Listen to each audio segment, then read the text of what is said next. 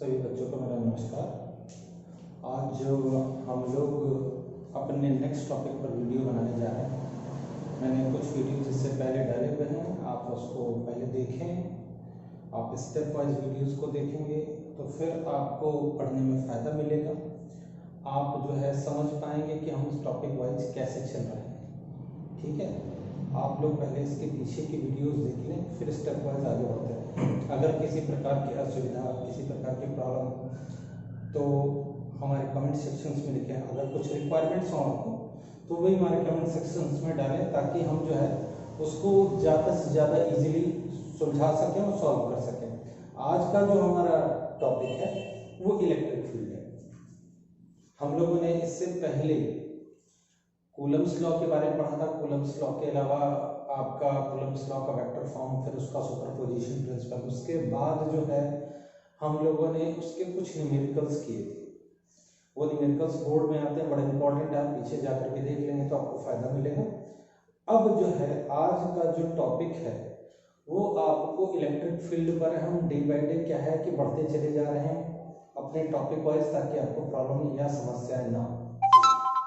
ठीक है, तो उसी की एक कर सकते हैं चेन में अगला टॉपिक इलेक्ट्रिक फील्ड। ठीक, अब इलेक्ट्रिक फील्ड क्या है? सबसे बड़ी बात पहले की इलेक्ट्रिक फील्ड क्या है थोड़ा सा समझते हैं मेरी लैंग्वेज में। इलेक्ट्रिक फील्ड जैसे सपोज कर लीजिए कि एक पॉजिटिव चार्ज है, एक पॉजिटिव चार्ज, और इस पॉजिटिव चार्ज के चारों ओर एक एरिया है। इस पॉजिटिव चार्ज के चारों ओर एक एरिया है। वैसे तो मैंने एक बाउंडेड एरिया बनाया है, ये अनबाउंडेड एरिया होता है। I will discuss this later, मैं इसके बारे में बाद में बताऊंगा। एक उसके चारों ओर एक एरिया है। अब इस एरिया में सपोज कर लेते हैं, जैसे मूवीज में हम लोग ने देखा है कि एक गुंडा होता था, गुंडा का अपना एरिया होता है, सिंपल वही कंसिडर करिएगा। और उस एरिया में अगर कोई व्यक्ति आ जाए तो इसकी दादागिरी चलती है। दादागिरी चलती है का मतलब यहां पर अगर ये प्लस चार्ज है, उसके चारों ओर एक एरिया है, और उसमें एक अनदर चार्ज जिसको हम टेस्ट चार्ज कहते हैं। टेस्ट चार्ज में आपको फिर से बता दूं कि वो चार्ज है जो कि बहुत छोटा होता है, इंग्लिश में बोलेंगे वैश्विकली स्मॉल, और इतना छोटा होता है कि इस चार्ज का अपना इफेक्ट या अपना इलेक्ट्रिक फील्ड निग्लेजिबल टाइप का होता है। अब इस इलेक्ट्रिक फील्ड इस जो हमारे पास प्लस चार्ज था उसके चारों ओर एक फील्ड था और उसमें चार्ज आया, तो इस चार्ज का इफेक्ट जो होगा वो इन चारों तरफ होगा। जैसे सपोज करिए कि मान लेते हैं ये प्लस चार्ज है, यहाँ पर ये जो प्लस चार्ज आएगा, जनरली इसको भी प्लस लेते हैं, तो प्लस प्लस क्या करेगा, रिपेल करेगा। अगर यहाँ पर कोई चार्ज रखेंगे तो ये क्या करेगा, ये भी इसको रिपेल करेगा, प्लस चार्ज होगा। तो यहाँ पर अगर माइनस चार्ज रखेंगे तो क्या करेगा, अट्रैक्ट करेगा। इट्स मीन्स इसके चारों ओर के एरिया में चाहे इधर चाहे इधर चाहे इधर चाहे इधर कहीं पर भी अगर आप चार्ज रखोगे तो ये चार्ज या तो उसको अट्रैक्ट करेगा या उसको रिपेल करेगा। तो ये इस जो गुंडा था इसका ये एरिया था। उसी तरह ये चार्ज है, इसके चारों तरफ का एक एरिया होता है। एक चार्ज है, उसके चारों तरफ का एक एरिया होता है जिस पर ये चार्ज किसी न किसी टाइप से इलेक्ट्रिक फोर्स लगाता है, किसी न किसी टाइप का। जैसे अगर पॉजिटिव है तो रिपल्शन हो रहा है, नेगेटिव है तो अट्रैक्शन हो रहा है, किसी न किसी टाइप का फोर्स लगाता है। उस फोर्स को हम इलेक्ट्रिक फोर्स कहते हैं। और इस फील्ड को जहां तक वो लगा सकता है उसको हम इलेक्ट्रिक फील्ड कहते हैं। जहां तक वो लगा सकता है उसको हम इलेक्ट्रिक फील्ड कहते हैं। अब क्या एक बाउंडेड एरिया है, क्या इसको हम बंद कर सकते हैं? मैंने सिर्फ आपको समझाने के लिए बाउंडेड एरिया बनाया है। अगर सपोज करिए कि यहां पर कोई चार्ज रखा हो तो इसकी और इसकी कुछ डिस्टेंस होगी, यहां पर भी रिपल्सन होगा, यहां पर भी होगा, यहां पर भी होगा। इट्स मींस इसका कोई भी बाउंडेड एरिया नहीं होता। ये केवल आपको समझाने के लिए बताया गया कि here we have the bounded area, यानी जो चार्ज है उसके चारों तरफ हमारे पास क्या होता है, एक फील्ड होती है, और उस फील्ड को हम इलेक्ट्रिक फील्ड कहते हैं। और वो इलेक्ट्रिक फील्ड जो है हमारे अदर चार्जेस पर किसी न किसी टाइप का फोर्स लगाती है। और जो इलेक्ट्रिक फील्ड पैदा होने का कारण क्या है, अगर एक क्वेश्चन पूछ ले इलेक्ट्रिक फील्ड पैदा होने का कारण क्या है, तो इलेक्ट्रिक फील्ड पैदा होने का कारण कोई ना कोई चार्ज है। पॉजिटिव चार्ज हो सकता है, नेगेटिव चार्ज हो सकता है, उसके चारों तरफ इलेक्ट्रिक फील्ड पैदा होती है। तो कोई ना कोई चार्ज जो है इलेक्ट्रिक फील्ड प्रोड्यूस करने का रीजन होता है। ठीक है, ये हमारा इलेक्ट्रिक फील्ड था। अगला टॉपिक है इंटेंसिटी ऑफ इलेक्ट्रिक फील्ड। कितनी क्षमता है, इंटेंसिटी का मतलब क्षमता, क्षमता, ताकत, कितनी क्षमता है, कितनी ताकत है लगाई। अभी हम लोगों ने देखा कि एक हमारे पास एक प्लस क्यू चार्ज था, और इस पर अगर कोई हम टेस्ट चार्ज यहां पर ला करके रख रहे थे तो इस पर ये एक फोर्स लगा रहा था, इस पर क्या कर रहा था, फोर्स लगा रहा था। तो इलेक्ट्रिक फील्ड है, देखिए इलेक्ट्रिक फील्ड में देखिए ई आ रहा है, तो ई यहां पर हम ले लेते हैं। इलेक्ट्रिक फील्ड का ई यहां से उठा लिया हमने, इसको हम represent intensity of electric field को ई से करेंगे। ये इस पर क्या लगा रहा है भैया, फोर्स लगा रहा।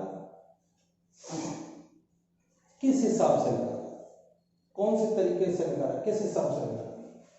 तो जब किस हिसाब से लगा रहा तो उस कंडीशन में टेस्ट चार्ज को हम क्या लेंगे, Q0 से डिवाइड कर देंगे, यानी किसके हिसाब से लगा रहा, यानी पर यूनिट चार्ज कितना फोर्स लगा रहा है, we can say it intensity of electric field.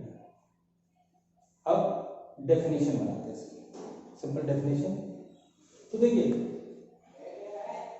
एक डेफिनेशन इस तरह से बना सकते हैं कि when a test charge, condition बनाइए पहले। देखिए सबसे पहले हम लोग क्या करते हैं कि इस तरीके से डेफिनेशन बनाते हैं, the ratio of force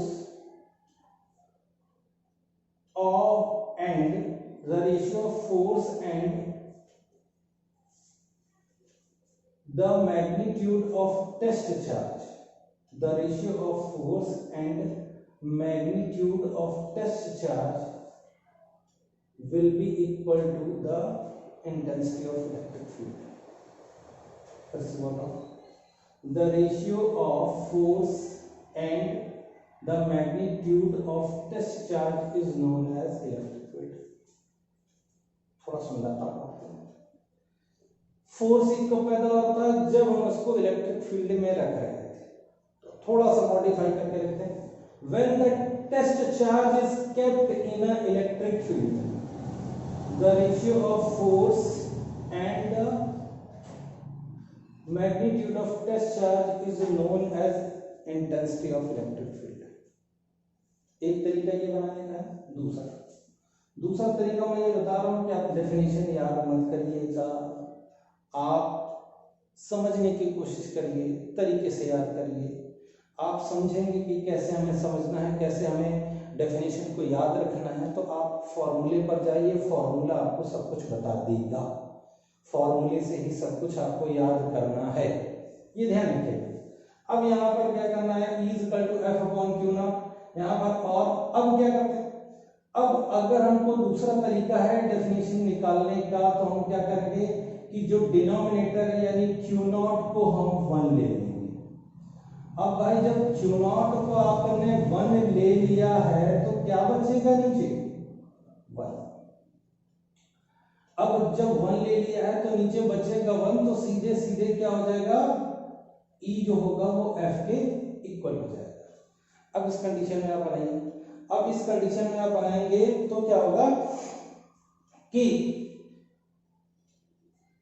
when the unit का मतलब है when the unit यानी 1 unit test charge is kept in the electric field when the unit test charge या the test charge whose magnitude is 1 is kept in a electric field. The force working on the test charge will be equal to the EMF it will be equal to the intensity of electric field. फिर से मैं बोल रहा हूँ, एक बार ध्यान सुनिएगा कि when the unit test charge or the test charge whose magnitude is 1 is kept in the electric field, the force working on the test charge is known as electric field. The force working on the test charge is known as electric field. ये हमारे definition है। अब आगे बात करते हैं। अब आगे के लिए क्या करते हैं बच्चा कि देखिए हमारे पास फोर्स एक वेक्टर क्वांटिटी है, चार्ज एक स्केलर क्वांटिटी है। एक कॉन्सेप्ट याद कर लीजिएगा कि यदि दो क्वांटिटीज हैं उनमें से एक अगर दोनों में से वेक्टर होता है तो उससे जो नई क्वांटिटी बनती है that is also a vector quantity. तो हमारे पास इलेक्ट्रिक फील्ड वेक्टर क्वांटिटी हो जाएगी। ठीक, तो ध्यान रखने वाली दूसरी बात है कि electric field is a vector quantity.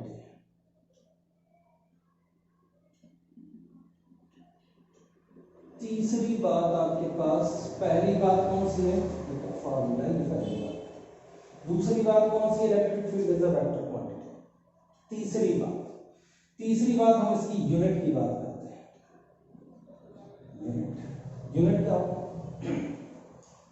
तो यूनिट यहां पर अगर हम बात करेंगे तो फोर्स की यूनिट होती है न्यूटन और चार्ज की यूनिट होती है कूलम। न्यूटन को एन से लिख दीजिए, कूलम को सी से लिख लीजिएगा, तो यूनिट आ जाएगी न्यूटन पर कूलम और न्यूटन कूलम इनवर्स। आपकी जानकारी के लिए बता दूं कि एक और यूनिट होती है, इसको हम लोग कहते हैं वोल्ट पर मीटर। कहीं कहीं पर आपको न्यूमेरिकल्स में मिलेगा वोल्ट पर मीटर, इसकी एक और यूनिट होती है। आपको ध्यान रखना है कि अगर ये दिया हो दैट इज आल्सो राइट, ये दिया हो दैट इज आल्सो राइट। इस यूनिट के बारे में मैं अगले चैप्टर में आपको डिस्कशन करूंगा, तब आपको बताऊंगा कि कैसे ये वोल्ट पर मीटर होती है। अब चौथी बात आती है, चौथी बात में इसका डायमेंशनल फॉर्मूला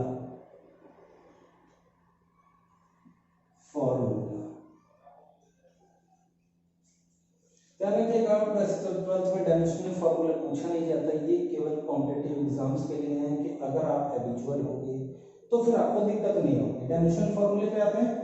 डायमेंशनल फॉर्मूला है फोर्स का, हमारे पास आता है, याद किया होगा आप लोगों ने 11th में, mLT-2 और चार्ज है Q की वैल्यू होती है IT, 10th में पढ़ा होगा। IT की वैल्यू I के लिए A, T के लिए टाइम के लिए T, I के लिए एम्पियर और T के लिए टाइम। तो यहां पर इसका AT लिख देते हैं, तो क्या बन जाएगा mLT की power -3 A inverse 1, that is dimensional formula of intensity of electric field. ये इंटेंसिटी ऑफ इलेक्ट्रिक फील्ड का डायमेंशनल फॉर्मूला हो जाता है। इस तरीके से हम लोगों ने इंटेंसिटी ऑफ इलेक्ट्रिक फील्ड पढ़ लिया। आपके पास ये भी बता दिया कि इलेक्ट्रिक फील्ड वेक्टर क्वांटिटी है, इसका यूनिट जाना, इसके बारे में समझने की कोशिश करेंगे। ध्यान रखिएगा, इस पर न्यूमेरिकल भी बनता है, आप इसको ध्यान से पढ़िएगा। मैं इस बार प्रयास कर रहा हूँ कि आपको साथ में नोट्स भी दे सकूं। आपको बीच में अचानक एक सेकंड या 2 सेकंड का एक ब्रेकअप मिलेगा, उसमें आपको नोट्स भी दिखाई देंगे। ठीक है, तो नोट्स जरा आप पॉज करके आप क्या करेंगे, नोट्स दिखाई देंगे। अगर नोट्स दिखाई देते हैं तो आप उसको पॉज करके आप चाहो तो नोट कर सकते हो पूरा, जिस तरह आपको बोर्ड एग्जाम में लिखना है। Electric field due to point charge. अब हम एक पॉइंट चार्ज की वजह से इलेक्ट्रिक फील्ड निकालना चाहते हैं। ध्यान रखिएगा कि जो कूलम्स लॉ था वो पॉइंट चार्ज पर ही बेस्ड है। यानी पॉइंट चार्ज है, जल्दी वो मूव नहीं करता, तो उसकी वजह से जो इफेक्ट्स आते हैं उसको हम इसमें पढ़ने की कोशिश करते हैं। ठीक, अब हमारे पास electric field due to point charge. तो सबसे बड़ी बात भाई पॉइंट चार्ज है, तो हमें यहाँ पर क्या करना पड़ेगा, एक पॉइंट चार्ज रखना पड़ेगा। एक पॉइंट चार्ज हमने यहाँ पर रख दिया प्लस। अब इससे पहले का हमारे पास नॉलेज केवल एक ही है, कूलम्ब्स लॉ। कूलम्ब्स लॉ के बारे में जानते हैं जरा सा, कि इससे r डिस्टेंस पर एक टेस्ट चार्ज रख देते हैं। साउथ इंडियन मूवीज में देखा होगा, हीरो उसके बीच में आ जाता है, आपका विलेन के बीच में अचानक घुस जाता है, 20-25 विलेन को घेर लेते हैं, और उसके बाद क्या होता है कि जो हमारा क्या कहते हैं विलेन का पे अंदर दौड़ते दौड़ते जाता है और सामने खड़ा हो जाता है, या हीरो को मारने की कोशिश करता है, हीरो एक मुक्का मारता है और 4 बार उल्टा ऊपर नीचे डंप करके जाता है। तो उसी तरह जो हीरो है वो अपनी एक मुक्के से उसको मार करके अपनी इंटेंसिटी दिखाता है, देखो भैया हम कितने ताकतवर है, बाकी सब हिल जाते हैं। तो सेम कंडीशन जो है कुछ यहाँ पर है कि यहाँ पर एक प्यांदे को लगा दिया हमने एक पॉइंट चार्ज के सामने, एक जो है प्यांदे को लगा दिया पॉइंट चार्ज के सामने। प्यांदा मतलब हमारा एक छोटा सा टेस्ट चार्ज जिसका अपना कोई इफेक्ट नहीं है, मार नहीं सकता, कोई इलेक्ट्रिक फील्ड नहीं शो कर सकता, तो उसके सामने रख दिया है कितने डिस्टेंस पर, r डिस्टेंस पर रख दिया है। अब देखेंगे कि इसका इफेक्ट कितना पड़ रहा है। तो भाई देखिए प्लस चार्ज है और जल्दी हम पॉइंट चार्ज को भी पॉजिटिव मानते हैं, तो इस पर फोर्स लगेगा। कौन सा फोर्स लगेगा, इलेक्ट्रोस्टैटिक फोर्स लगेगा। किससे मेजर करेंगे, तो कूलम्ब्स लॉ से मेजर करेंगे। तो बाय कूलम्ब्स लॉ